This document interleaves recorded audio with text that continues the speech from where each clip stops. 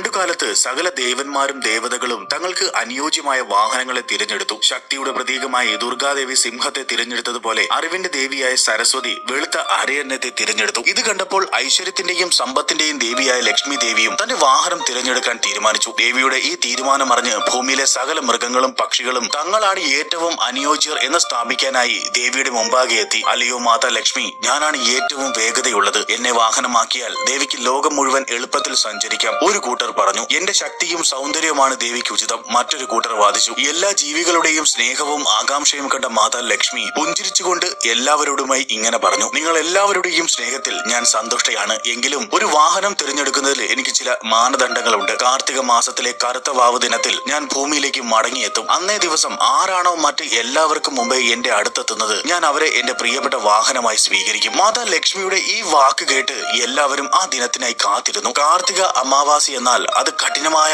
ഇരുട്ട് നിറഞ്ഞ രാത്രിയായിരുന്നു. സാധാരണക്കാർക്ക് ഒന്നും കാണാൻ കഴിയാത്തത്ര ഇരുണ്ട രാത്രി. ആ ദിനം സമാഗതമായി. എല്ലാവരും ഉറങ്ങുന്ന ആ ഘോരമായ രാത്രിയിൽ മാതാ ലക്ഷ്മി ഭൂമിയിലേക്ക് മടങ്ങിയെത്തി. മറ്റു മൃഗങ്ങളും പക്ഷികളും ഇരുട്ട് കാരണം വഴി കാണാനാവാതെയും പേടിച്ചും ഒരിടത്ത് തന്നെ നിന്നു. എന്നാൽ ഒരു പക്ഷി മാത്രം വളരെ പെട്ടെന്ന് മാതാ ലക്ഷ്മിയുടെ അടുക്കിലേക്ക് പറന്നെത്തി. അത് മറ്റാരുമായിരുന്നില്ല, ഒരു മൂങ്ങയായിരുന്നു. എങ്ങും ഇരുട്ടായിരുന്നിട്ട് മൂങ്ങ ലക്ഷ്യസ്ഥാനത്തേക്ക് പറന്നു വരാൻ കാരണം അതിന്റെ പ്രത്യേക കഴിവായിരുന്നു. ആ ഘോരമായ ഇരുട്ടിലും കൃത്യമായി കാണാനും ലക്ഷ്യം തെറ്റാതെ സഞ്ചരിക്കാനും മൂങ്ങയ്ക്ക് സാധിക്കുമായിരുന്നു. എല്ലാ മൃഗങ്ങൾക്കും പക്ഷികൾക്കും മുമ്പേ തന്നെ തേടിയെത്തിയ മൂങ്ങയെ ലക്ഷ്മി ദേവി സ്നേഹത്തോടെ നോക്കി. നീ എങ്ങനെയാണ് ഈ ഘോരമായ ഇരുട്ടിൽ പോലും എന്നെ തേടി ഇത്ര വേഗം എത്തിയത്? ലക്ഷ്മി ദേവി ആ മൂങ്ങയോട് ചോദിച്ചു. മാതാ ലക്ഷ്മി, അന്ധകാരത്തിൽ പോലും വ്യക്തതയോടെ കാണാനുള്ള കഴിവ് എനിക്കുണ്ട്. അതുകൊണ്ട് എനിക്ക് ലക്ഷ്യം തെറ്റിയില്ല. മൂങ്ങ വിനയത്തോടെ മാതാ ലക്ഷ്മിയോട് മറുപടി പറഞ്ഞു. മൂങ്ങയുടെ ഈ പ്രത്യേകമായ കാഴ്ചശക്തിയിലും കൃത്യസമയത്ത് ലക്ഷ്യസ്ഥാനത്തെത്താനുള്ള കഴിവിലും മാതാ ലക്ഷ്മി അതീവ സന്തുഷ്ടയായി. അങ്ങനെ മാതാ ലക്ഷ്മി മൂങ്ങയെ തന്റെ വാഹനമായി തിരഞ്ഞെടുത്തു. ഇതിലൂടെ